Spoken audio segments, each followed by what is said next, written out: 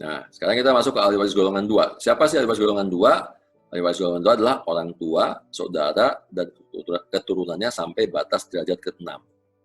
Jadi golongan 2 ini baru masuk selama pasangan udah nggak ada, anak udah nggak ada, cucu udah nggak ada.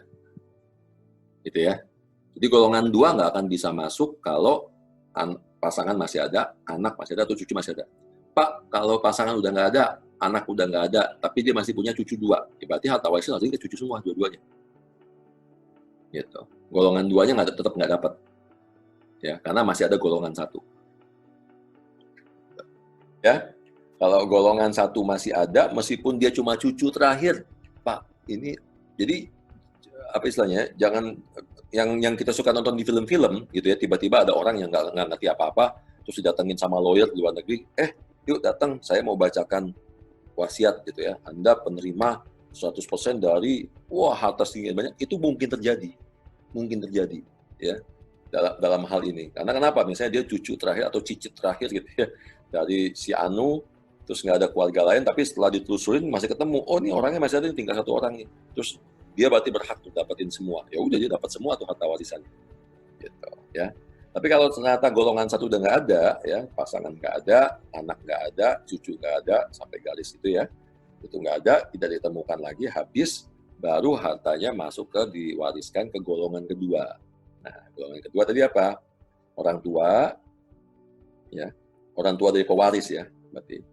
Kemudian saudara dan keturunannya sampai derajat ke-6, berarti sampai ke bawah tuh.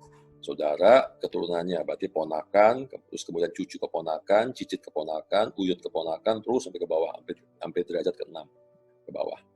Ya. Nah, itu yang berhak menerima dari golongan kedua. Nah, bagaimana pembagiannya? Ini pembagiannya, ini diatur nih sama undang-undangnya. KUH Perdata pasal 854 ayat 1, apabila bapak, ibu, nah, berarti hitungannya bapak ibu di atas ya, bapak dan ibu bersama seorang saudara laki-laki atau perempuan, masing-masing akan memperoleh 1/3. Jadi contohnya gini nih, ya, jadi si anak ini bisa jadi dia masih single, belum nikah gitu ya, dia umur mungkin misalnya 30 atau 33, udah punya apa istilahnya, udah punya rumah, udah punya apartemen, punya deposito 1-2 miliar gitu ya, tapi dia belum menikah dan nggak punya anak, ya udah belum menikah ya, nggak punya anak ya. Nah, terus kemudian dia meninggal nih, nah maka hartanya akan dibagi. Kalau dia cuma 2 bersaudara, ada bapak, ada ibu, ada 1 saudaranya dia, maka masing-masing dapatnya 1/3, 1/3, 1/3, langsung dibagi 3, gitu ya, langsung dibagi 3, 1/3, 1/3, 1/3. Masing-masing memperoleh 1/3. Oke.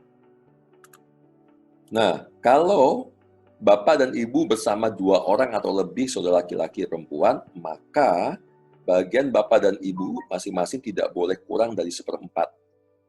Bagian mereka harus dikeluarkan terlebih dahulu, setelah itu sisanya dibagikan di antara saudara-saudara pewaris. Nah, jadi contoh kayak gini nih. Sama, ini single semua nih, belum nikah, tapi dia punya duit banyak, kayak hasil nabung segala macam, delalah, terus dia meninggal. Maka kalau dia berempat begini, masing-masing dapat 1/4, 1/4, 1/4, 1/4. Gitu ya, paham ya? 1/4, 1/4, 1/4, 1/4. Nah, kalau dia lebih dari 2 saudara, berarti lebih dari bertiga ya, bukan 3 saudara, berarti berempat, berlima, dan seterusnya, maka seperti sebelah kanan contohnya, maka bagian dari bapak dan ibu masing-masing tidak boleh kurang dari 1/4. Jadi bapaknya dapat 1/4, ibu dapat 1/4, berarti setengah ya. Sisanya baru dibagi, berarti 50% dibagi 3. 1/15, 1/15, 1/15. Ini dapatnya 1/4, dapat 1/4. Kok 1/15 ya? 5/15 ya, sorry. 5/15, 5/15, 5/15. Ini 1/4 sama 1/4. Gitu. Ya.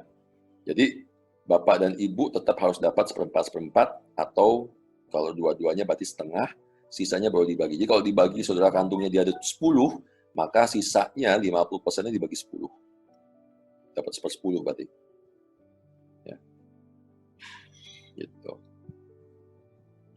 Ini ahli waris golongan 2. Ya.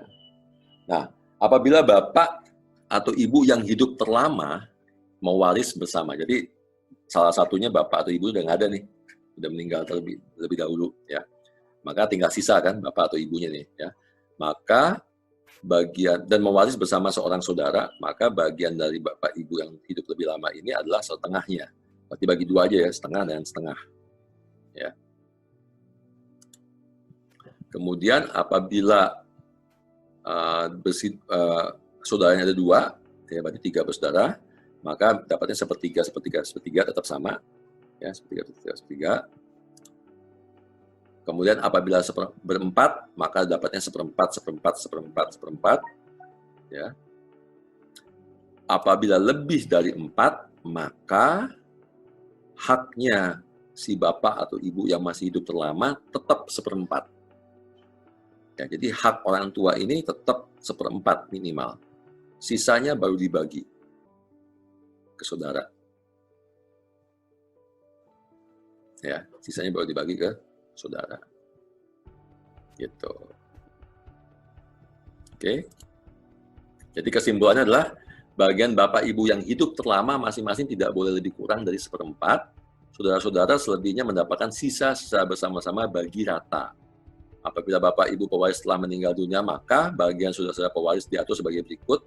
Saudara kandung mereka berbagi dalam bagian yang sama dari sekandungnya. Saudara kandung dan saudara tiri, saudara sekandung menerima dari kedua garis, dan saudara bukan kandung hanya menerima bagian dari garis di mana dia berada. Nah, ini penting nih, ini ya. Gimana caranya? Pakai ini aja. Pakai PowerPoint ya kemarin ya. Pakai PowerPoint, berarti ini sini. Jadi gini. Kan banyak nih orang yang nikah kedua, ketiga gitu ya. Pada saat nikah kan dia atau pasangannya bawa anak kan gitu kan. Gitu ya. Nah. Mana ya? Pakai ini aja ya. Nah, ini si A ya.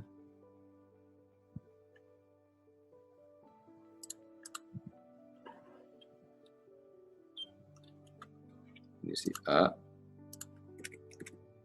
Ini si B ya.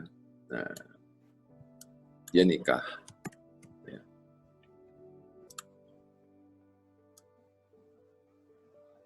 Jelek amat sih gambar.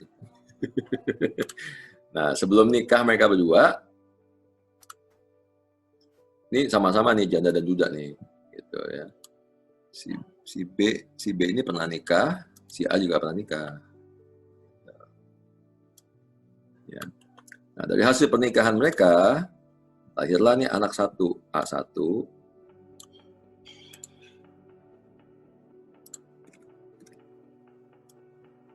Ya, A1.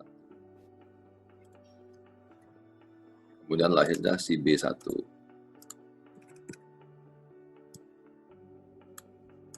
Jadi masing-masing bawa anak nih, bawa buntut masing-masing. Ya. B menikah dengan orang lain, punya anak satu. Sorry, kok di sini sih?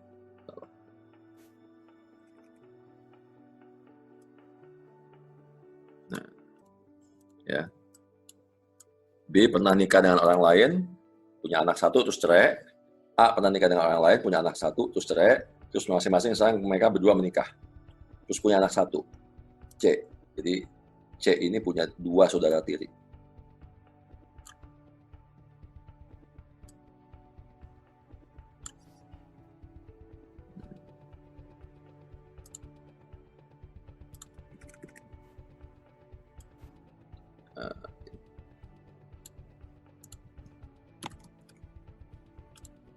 Gitu ya. Oke. Nah, sekarang misalnya si A meninggal, bapaknya kita meninggal lah istilahnya. Ya. A meninggal. Gitu ya. Nah, maka ahli warisnya dari si A ada berapa? Ada 3. Siapa aja? Pasangan, B, C, dan A1. B1 nggak mewaris, karena dia bukan anaknya dia. Tapi B1 mewaris dari harta warisannya si B. Paham ya? Ya, diulang. Jadi ini keluarganya kayak gini nih, ya. Keluarganya kayak gini. Si A pernah nikah punya anak 1 cerai, si B pernah nikah punya anak 1 cerai, terus A sama B menikah punya anak lagi C, ya. Nah, si A-nya kemudian meninggal dunia, kan hartanya dibagi 2 nih, ya. Misalnya anggaplah kita taruh di sini dia punya harta 10 miliar, biar angkanya gede, biar seneng dikit lah dapat harta warisan banyak. Nah, ketika punya harta 10 miliar, ketika meninggal maka hartanya dibagi 2. Ya kan, hak warisnya si B, hartanya si B di sini jadi 5, hartanya si A jadi 5. Itu ya. Oke. Nah, ketika si A meninggal dunia, maka yang diwariskan yang 5 ini. Ahli warisnya si A siapa? 1, dia punya anak kandung. Kedua, dia punya pasangan. Ketiga, dia punya sini. Anak kandung juga nih dua-duanya kan. Ya. Nah, 3 ini ahli warisnya. Jadi 5 miliar dibagi B, C, sama A1. Mantan gimana? Nggak dapet. Kelar urusan. Udah cerai. Gitu. Ya. Demikian juga kalau B. Kalau B yang meninggal, maka ahli warisnya siapa? Ahli warisnya adalah, kalau B meninggal, A meninggal lebih dulu ya. A-nya belum meninggal ya. Kalau B meninggal lebih dulu, maka ahli warisnya adalah A, C, dan B1. Makanya si A1 tidak akan menerima harta yang 5 miliar sini.